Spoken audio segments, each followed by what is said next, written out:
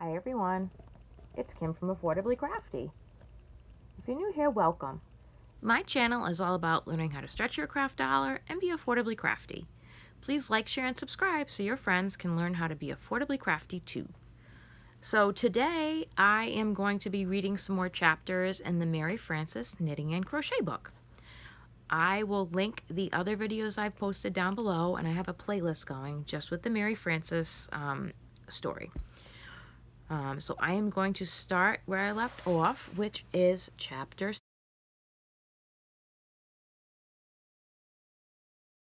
6. Crochet's relative. And it's CROY space SHAY.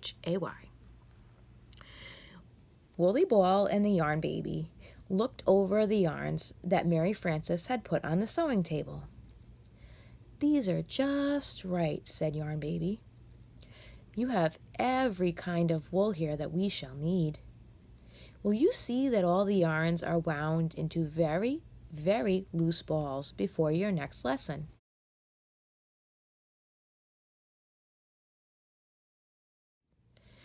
"Yes," promised Mary Frances. "I will wind them over my hand the way Aunt Maria does, so that the balls feel quite spongy. I wish that all yarns came from factories wound in balls, though." "You are not the first person to wish that," said Yarn Baby. "Hanks and skeins are much harder for a child to manage than balls. Now, if you would please, we will talk a few minutes about crochet hooks." Crochet rolled his eyes toward the Yarn Baby but did not say a word. "Come, Crochet," said the Yarn Baby. "You may tell us all about your little and big relatives."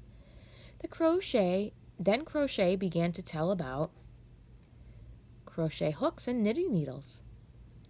Crochet hooks and knitting needles are made of bone or celluloid, amber, or rubber or wool.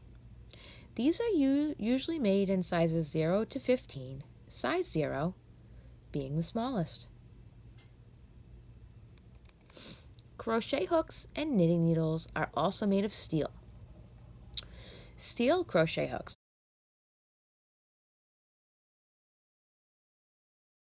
usually come in sizes 0 to 14. Size 0 is quite large. Size 14 is very small. Steel knitting needles are usually numbered from 8 to 20. Size 8 is large and size 20 is very fine. Steel hooks and needles are generally used for making items and articles of cotton thread. And needles made of bone, celluloid, rubber, or wool are generally used for wool work. I will give you a gauge card measuring the size of crochet hooks and knitting needles, finished Crochet. "Oh, thank you," said Mary Frances, helping Crochet take a card out of the knitting bag. "Now I shall feel very much better acquainted with you and your whole family." "Take good care of the picture," said Crochet. "You may often want to look at it."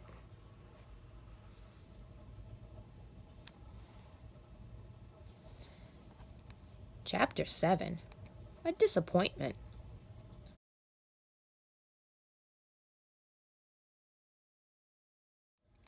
Just then the gong sounded for dinner. "What?" exclaimed the little girl. "It is 6 o'clock already? Why, I had no idea how the time had flown by." "You must have enjoyed hearing me talk," said Crochet. Then, noticing the Yarn Baby's hair, he corrected himself. "I mean, you must have enjoyed hearing us talk," he said. Then there came footsteps on the stairs. "Mary Frances, didn't you hear that gong? Mother sent me to look for you," called the little girl's brother Billy. "Where are you anyway?" he asked as he bounded up the steps. "Mercy!" exclaimed Crochet under his breath as his face melted away. Woolly Ball rolled over on her face. The Yarn Baby fell down on her side and looked as dumb as a dumbbell. "I'm coming," called Mary Frances. "I'll be right down." "Ugh, do not let anyone know about us," muttered the Yarn Baby. "If you do, we'll be deader than 60 coffin nails." "I'll never tell about any of you, dear Yarn Baby," whispered Mary Frances, hurrying away. She had scarcely finished her dinner before her aunt came in. 7 o'clock, said the old lady after greeting the family. 7 o'clock is the time I said we would start our lesson. Mary Frances, are you nearly ready? Poor Mary Frances. She felt like crying when she thought of how Crochet and Woolly Ball and the Yarn Baby had been planning to give her lessons. Are you nearly ready? Repeated Aunt Maria. Why, yes, Aunt Maria. I will be ready as soon as I get my knitting bag. I carried it upstairs, she answered. I'll wait for you right here at the foot of the stairs, said Aunt. Then we'll go over to my house where no one will interrupt us. Oh dear, thought Mary Frances. I don't want to go. I guess I shall have to, though. It would disappoint Aunt Maria so dreadfully if I did not. Mary Frances paused at the door of the room, thinking that she might hear her new friends talking. But there wasn't a sound. Let me see, what shall I take, she thought. I don't dare take the Yarn Baby. Aunt Maria would think it foolish.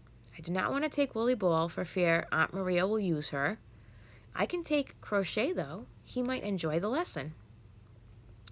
She selected some Germantown Zephyr and put it into her knitting bag. Then she carefully laid Crochet in.